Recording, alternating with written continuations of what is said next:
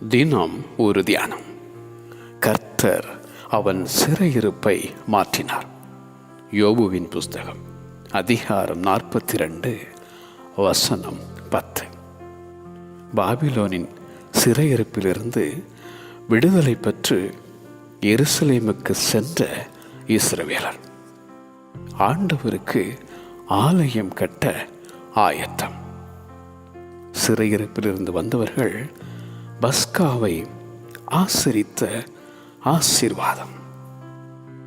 சீயோனிலிருந்து இஸ்ரவேலுக்கு இரட்சிப்பு வருவதாக. கர்த்தர் தம்முடைய ஜனத்தின் சிறையிருப்பை திருப்பும் போது யாக்கோபுக்கு களிப்பும் இஸ்ரவேலுக்கு மகிழ்ச்சியும் உண்டாகும் என பாடும் தாவீது. என் ஜனமாகிய இஸ்ரவேலின் சிறையிருப்பை திருப்புவேன்.